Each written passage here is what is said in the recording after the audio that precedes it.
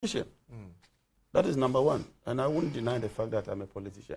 But more importantly, I'm a Ghanaian. So I'm looking at it from the political point and from a point as a patriotic Ghanaian. I am in government. I introduce taxes. For instance, I introduced the energy sector levy, which is supposed to give you over 2 billion a year in order to liquidate debts that have been sitting on the books for God knows when. You are in opposition. You describe me as incompetent. Make a promise to the people of Ghana that vote for me. When I come to power, I will, with immediate effect, and I can give you the quotes, remove these taxes. I have the brain power to deal with the economy without those taxes. And so based on that, amongst others, I lose elections. You come to power, and your excuse is that it's the NDC that introduced it. And so that is it. That is most insincere. You've not been fair to the people of Ghana. That is not what you promised the people of Ghana. So when COPEC tells you that, look, you promised us that you abolish these taxes, and so do that for us. At least they did something about it. They have reduced it by 2.5. When the calls, were in the peak, asking you to reduce, you never did. We said we needed revenue. We were sincere with the people of Ghana. We said, look, we understand that it increases your price, but we need it for a purpose. You say you abolish it. Where? I can give you the quote. If you challenge me, they just read the vice president when Boachejaku said he would scrap the energy sector levy. Please, it was raised in parliament. I think please, can I make my point? I think the people of Ghana. When I spoke, you asked me for a source. Don't worry, I'll quote the source for you, my brother. Don't worry. Because what we say is in our manifesto. Now let's come to even the price buildup.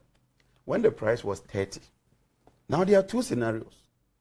The revenues that we get from our petroleum products has a direct positive, strong positive correlation with the world market price. So when the prices come down to 30, it means that revenues that we're expecting from fuel imports go down drastically. It also means that revenues that we're expecting from our liftings goes down drastically. And so if you look at the 2016 and 2017 budgets, our growth rate of 3.6 was mainly attributable to a huge drop in the petroleum sector. Now you come to power. After criticizing us and saying we are insensitive, the petroleum prices goes to above 60. So you are having a positive correlation, as I said. So your revenues triples from the liftings that we have. So government is having a huge windfall. 69% increment.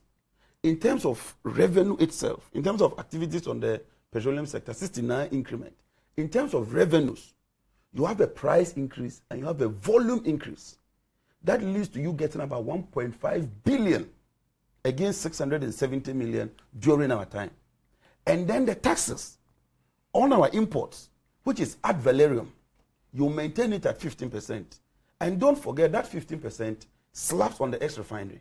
So anytime the ex-refinery goes up, it means that the taxes you are paying also goes up because it's a percentage. And consumers are saying that, look, we are suffering. If you do cross-subsidization, you can use the revenues that you are making, the huge windfalls, because now you have the 10 fields, now you have the Sankofa Jinapor fields coming to be in addition with the Jubilee fields. And so your receipts are increasing astronomically. And so it only makes sense that a really good listening government will use part of the windfall from here to cushion the people of Ghana. You are not doing that. And you blame us. Now let's come to the price stabilization levy. I have the MPA Act, Act 691 of 2005. And I have the Energy Sector Levies Act, 899 of 2015, as amended under Act 946 of 2017. I am in favor of any increment, Hassan, and let's get that right. I didn't say don't reduce any reduction in taxes. I just said that do what is proper. Because the Constitution says, under Article 174, that where an act, in accordance with Clause 1, that's after Parliament has imposed the tax, of this article confers power on any person or authority to waive or vary a tax imposed by the act, you need parliamentary approval. So when you come and we pass an act putting levies on products, 10 pesos, 12 pesos, and 8 pesos, before you vary that come to Parliament. That's all I said. I'm saying that you can't sit on your own and decide that the tax that Parliament is imposed, you are varying it. It's a legal issue that I raised. I'm saying if you want to vary, even the 15% special, if you want to take it off, come. When you wanted to deal with the street light levy, you came to Parliament.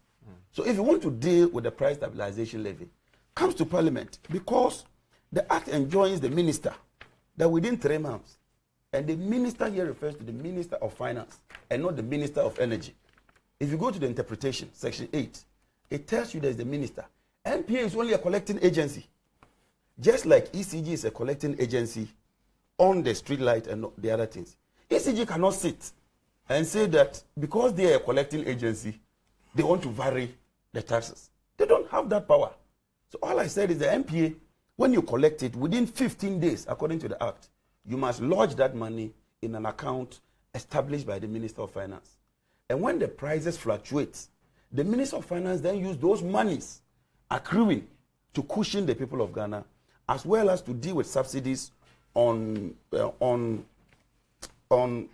fuel we give to the fishermen. What's the name? Premix fuel and the other fuel. There's another fuel. It has RFO. That is what you use the price stabilization for. So we're only cautioning you, because the minister will come before us this year and account for the receipts. If you look at here, for instance, it tells us the price stabilization levy, they programmed to collect 396 million. Actual collection was 338 million. Lodgement was 326 million. You must lodge it. You cannot sit and vary it. So these are legitimate issues that we are raising, and I think that you people should take that on board. But the bottom line for me is the consumer, is the voter who woke up on the 7th of December, queued and voted for you, expecting that you honor your promise. That is what the voter is asking you. It's not me. I'm no more in government. Thank you. You must answer that question. Thank you.